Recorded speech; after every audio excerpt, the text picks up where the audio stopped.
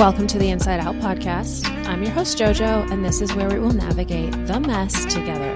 That is mental, emotional, and spiritual. Let's get messy.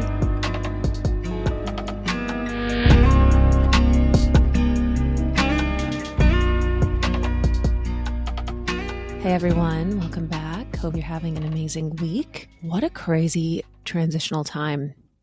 I don't know if you can feel it energetically, but so many things are changing, shifting, evolving. And the people that I'm around lately and the conversations I'm having are, to me, just incredible. And I think that has to do with because I'm actually in line with what's really important to me and for me. And therefore I'm on my path and not pushing forward onto someone else's path, I guess. And what does that even mean, right? Like, oh, I'm not on my own path. Like, then what path am I on? I mean that in like the authenticity of what you're doing and how you're living your life. Maybe you're in a job that you're just like, this isn't very fulfilling, but like I'm doing the 9 to 5, but I would much rather be an artist and a painter. Are you putting yourself in those spaces? Are you painting? Are you going to art studios and meeting people that have the same interests as you? If you're interested in football, are you going to sporting events? Are you going to games? Are you going to bars that have the game on? Or if you're interested in jazz music, are you going to lounges? Are you going to concerts? Are you putting yourself in that world where you're going to meet like-minded people who are also going to have those same interests? So this is a topic and a conversation actually that has been coming up a lot lately, even just in my friendships and even in work conversations of alignment and purpose. And I was having this conversation with my friend yesterday, and he said, well, it's the proximity theory. And I was like, come again? And he's like, I might have just made that up, but think about it this way.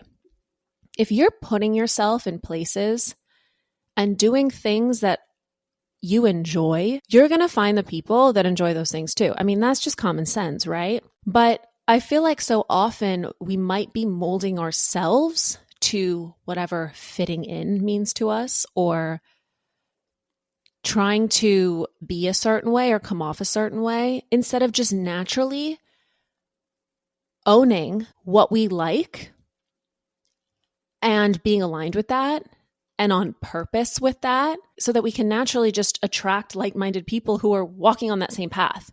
Like, how many times, okay, this is a crazy example, but bear with me. Maybe you're on a dating app and you're meeting people and swiping and whatever.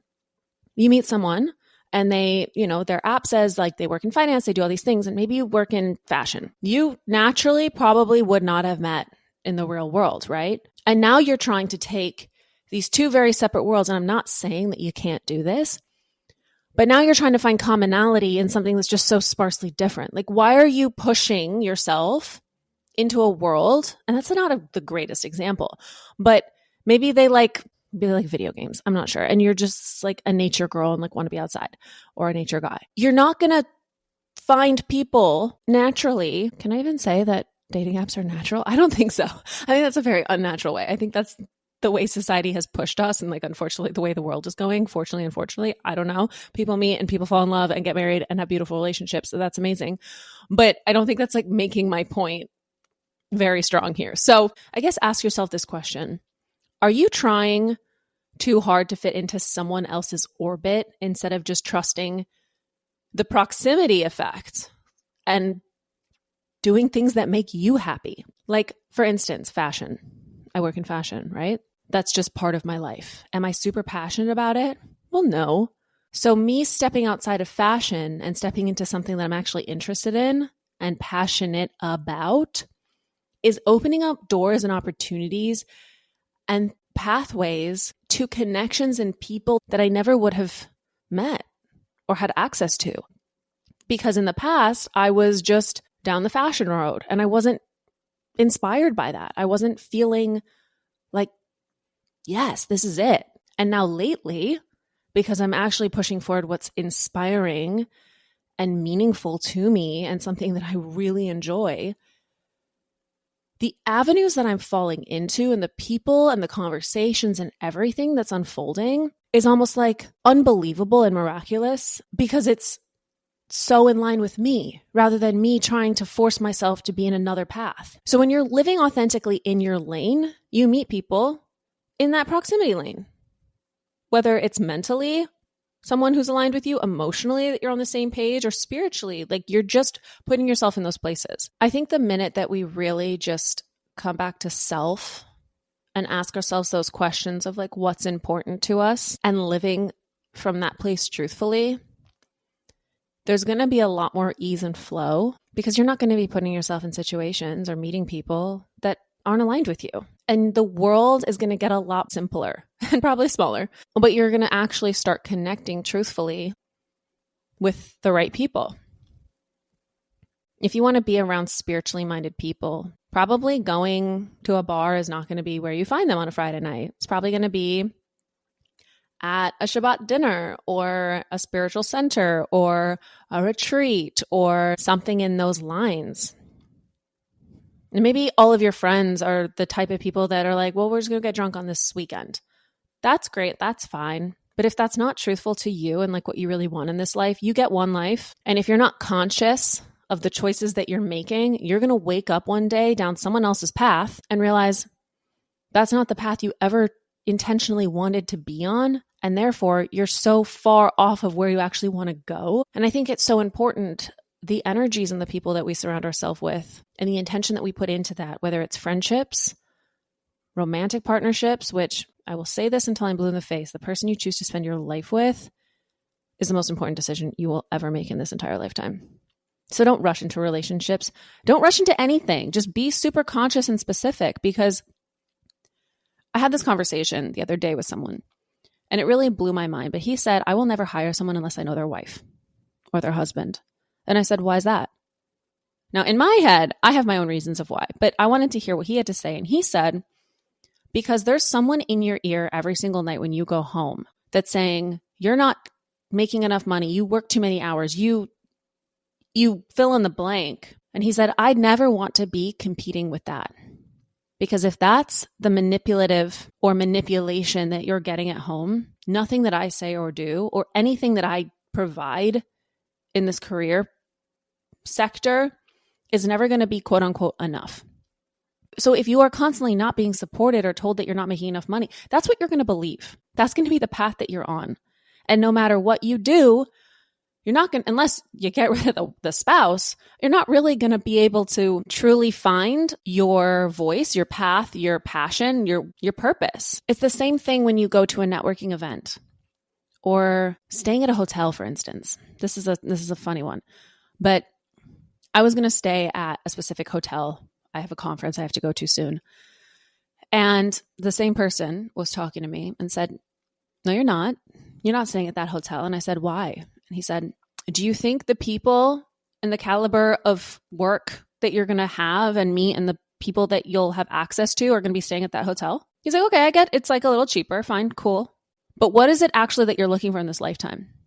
Put yourself on that path. If you want something very particular in this life or access to certain individuals or the ability to meet people who are achieving or are more successful or are on that path that is ahead of you, do you think staying or doing or going to restaurants that aren't going to put you around those people is going to be helpful? And I was like, oh, well, that makes a hell of a lot of sense. That's true. I don't know where I heard this, but this is kind of a funny aside. I actually do remember. It was actually one of my friends. She's like, I want to meet a guy in finance. And so she's like, where I go is I hang out at hotel bars to meet these people because they're going to be successful and they're going to be staying at the nice hotels. So that's how I know that they are like businessmen and whatever. And I thought that was very interesting. She's like strategically putting herself in the places where she knows she's going to meet the type of man that she would want to end up with. My point being, you need to put yourself on the path that is going to be the path of success for you. Because when you are clear about your passions, your values, your goals, you create that magnetic proximity for friendships, romantic partners, and career and purpose and everything that you want in this life. But if you're going against that, then then you're not. So step into your truth. If you like chess, don't apologize about it. Play chess. Play chess at a bar. The person who finds that cool is the person that's going to talk to you. Because how many times do we put on a front, put on a face, try to be something that we're not so that people will like us? Just be yourself. Maybe that's hard. Maybe you don't know who you are. I didn't for a very long time. So I was always trying to just be what I thought they would like. That got me nowhere. That not only did it get me nowhere, it got me further away from myself. And then I had to course correct in hyper overdrive just to figure out who I am, really what I'm passionate about and what interests me, stay on that path. And now that I'm getting clearer on that, it's almost like I'm shocked that people want to give me that, which that's not fair. Like, why didn't I believe in myself enough to just know my worth? But we do it. The biggest limiting belief that we have is I'm not enough or I'm not worth it. And therefore, we try to conform or shapeshift or chameleon into our surroundings, our peers, our coworkers, our partners. And when we stop that, the true alignment and the proximity theory actually works. So let's get messy with this, mentally, emotionally, and spiritually. Mentally, creating those boundaries and having that clarity and knowing what you want, it's not going to make you blend in. It's going to make you stand out and stand firm and really course correct you. Emotionally, if you're on your path and being true to who you are, you're going to be drawn and pulled towards people in ways that don't make sense to you, that are illogical. But ultimately, these people are the people that are going to expand you, not make you feel smaller. They're not going to be the people that put you down or think that your ideas are stupid or small or you can never do that or you don't make enough money and you work too hard. They're going to be the people that lift you up, that push you towards that goal, that help you elevate towards your highest potential. And again, back to partnership. The partner that you choose in this lifetime should only ever do that for you, should only ever support, should only ever elevate you. They're telling you that you can't, then you can't because you won't, because that's the person in your ear for a majority of your life and you won't go anywhere because you're going to be so limited by their limiting beliefs. And spiritually, being on that path is naturally going to bring alignment. And you got to trust that alignment because at the end of the day, proximity is just a reflection of where you stand energetically. What you're calling in and who you're around and what's happening in your life is just a mirror because everything else is an illusion. But who you are, what you bring into this world, how you navigate, that's the real core essence of what's going on internally, externally, and spiritually. So take a moment and think about a time that you were really pulled off your path. Or have you even found your path? Because at the end of the day, proximity isn't about chasing. It's about rooting in the path that we're on and allowing that magnetic magic to take place. So think about in your life where you can realign, where you can get really clear, and where you can see where you are maybe compromising what you truly want, stepping into someone else's path when that's not really what you truly desire in this life, and get clear on it. And that's all I have for you this week. You guys know where to find me at _insideout.podcast. Make sure you share this episode with a friend and have a great week. See you next week. Bye.